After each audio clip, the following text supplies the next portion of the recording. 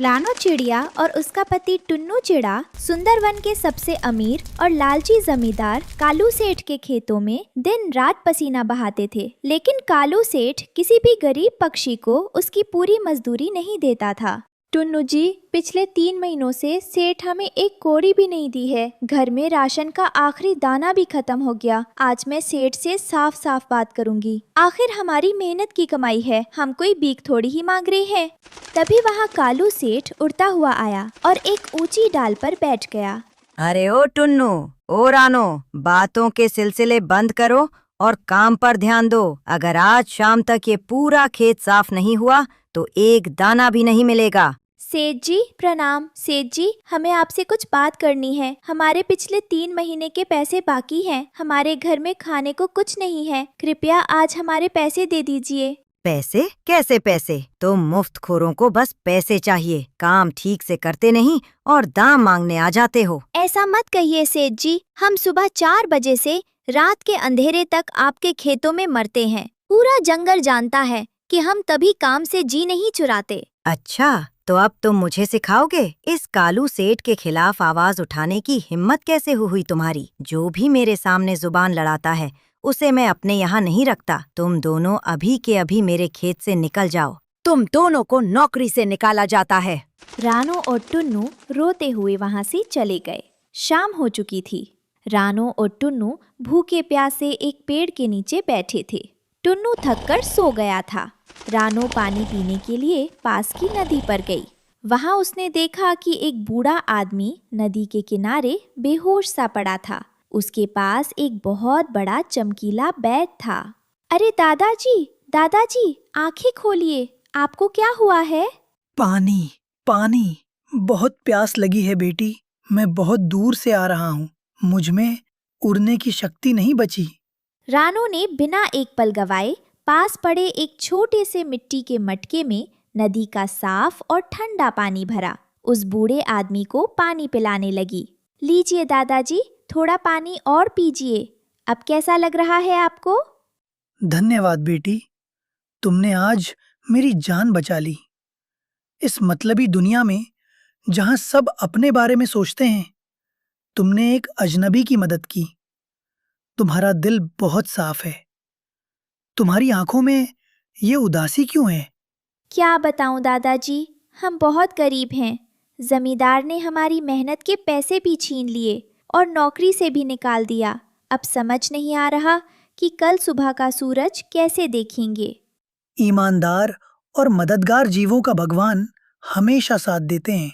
ये लो, ये बड़ा बैग तुम्हारा हुआ। ये कोई साधारण बैग नहीं है, इसमें तुम्हारी ईमानदारी का फल है। नहीं दादाजी, मैं ये नहीं ले सकती। मैंने तो बस प्यासे को पानी पिलाया है। इसके बदले मुझे कोई धन नहीं चाहिए। बेटी, ये लालच का धन नहीं, बल्कि तुम्हारी अच्छाई का पुरस्कार है। इसे रखो और अपने दुखों को दूर करो। ये कहकर वो बूढ़ा आदमी अचानक वहाँ से गायब हो गया। रानो हैरान रह गई। वो बैग लेकर तुरंत टुन्नू के पास पहुँची। टुन्नू जी, जल्दी उठो। देखो, भगवान ने हमारी सुन ली।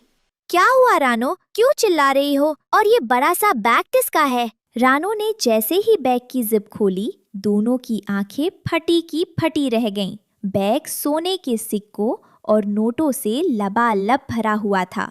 रानो, इतने सारे पैसे, ये किसका है? हम चोर नहीं है रानो, हम मेहनत की खाते हैं। शांत हो जाओ टुन्नू जी, ये कोई चोरी का माल नहीं है। ये हमारी ईमानदारी का फल है। रानो और टुन्नू ने उन पैसों से जंगल के एक सुरक्षित कोने में एक अद्भुत घर बनाया, जिसे सब जादुई पैसों का घर कहने लगे। वे गरीब पक्षियों की मदद करते थे।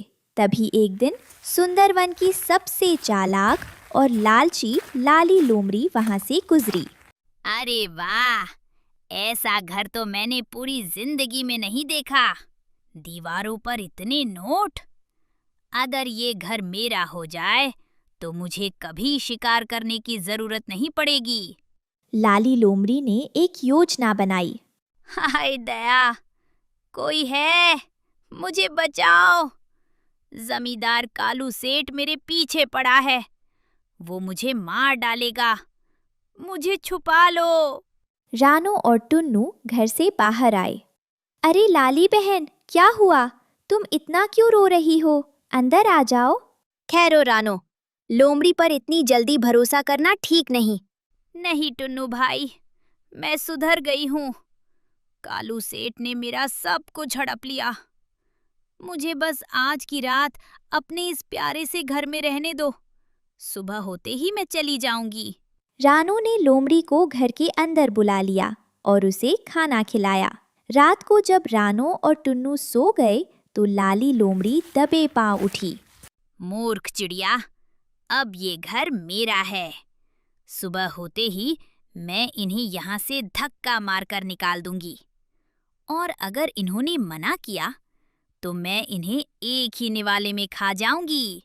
लाली लोमड़ी ने जैसे ही घर की तिजोरी की तरफ हाथ बढ़ाया, अचानक उस जादुई बैग से एक तेज रोशनी निकली। वो जादुई बैग केवल सच्चे दिल वाले लोगों के लिए था।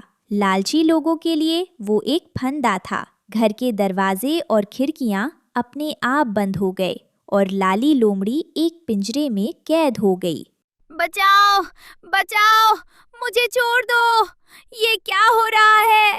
रानो, टुन्नू, मुझे बचाओ। आवाज सुनकर रानो और टुन्नू जाग गए। ये देखो रानो, मैंने कहा था ना, ये लोमड़ी हमारी मदद के लिए नहीं बल्कि हमारे घर को हड़पने आई थी। मुझे माफ कर दो रानो बहन, मेरे मन में लालच आ गया था। मैं तुम्हारे पैसों का घर चुराना चाहती थी। मुझे इस जादू से बाहर निकालो। मैं कभी दोबारा यहाँ नहीं आऊंगी। लाली बहन, जो दूसरों का हक मारना चाहते हैं या दूसरों की चीजें हड़पना चाहते हैं, उनके साथ ऐसा ही होता है। हे जादुई बैग, इस लोमड़ी को इसकी गलती का एहसास हो गया है। कृपया इसे छोड़ दीजिए। तुरंत रोशनी गायब हुई और दरवाजे खुल गए। लाली लोमड़ी वहाँ से दुम दबाकर भाग खड़ी हुई। इधर कालू सेठ को जब पता चला कि रानो और टुन्नू इतने अमीर हो गए हैं और उनके पास पैसों का घर है, तो वो भी लालच में अंधा हो गया। ओ रानो, ओ टुन्नू, बाहर निकलो। तुम दोनों मेरे खेत के मजदूर थे, इसलिए तुम्हारे पास जो भी धन है उस पर मेरा हक है। ये घर मुझे सौंप दो, वरना मैं इसे तहस नहस कर दूंगा। इस बार रानो और टुन्नू डरे नहीं। उनके साथ जंगल के वे सभी गरीब पक्षी भी आ गए थे जिनकी रानो और टुन्नू ने मदद की थी। कालू सेठ, अब तुम्हारा अन्याय नहीं चलेगा। ये धन हमारी ईमानदारी का है। अच्छा, तुम्हारी इतनी हिम्मत? पकड़ो इन सबको। जैसे ही कालू सेठ के गुंडे आगे बढ़े, जादुई घर की दीवारों से तेज हवा के थपेड़े और कांटेदार बिजली सी चमकने लगी। कालू सेठ और उसके साथी हवा में उड़कर दूर जा गिरे। उनके पंख टूट गए और वे बुरी तरह जख्मी हो गए। अन्यायी कालू सेठ का अंत हो गया। रानो टुन्नू जिंदाबाद। कालू सेठ अपनी जान बचाकर हमेशा के लिए वो जंगल छोड़कर भाग गया। देखा टुन्नू जी, ईमानदारी का फल हमेशा मीठा होता है। जो दूसरों का हक मारते हैं, उनका अंत कालू सेठ जैसा ही होता है। बिल्कुल सही कहा रानो। अब हम इस धन से सुंदरवन के सभी गरीब पक्षियों के लिए एक बड़ा स्कूल और अस्पताल बनाएंगे, ताकि कोई भी भूखा या बेसहारा ना रहे। इस कहानी से हमें सीख मिलती है कि ईमानदारी और मेहनत का फल देर से ही सही, लेकिन बहुत खूबसूरत मिलता है। वहीं लालच और दूसरों का हक मारने वाले का अंत हमेशा बुरा होता है।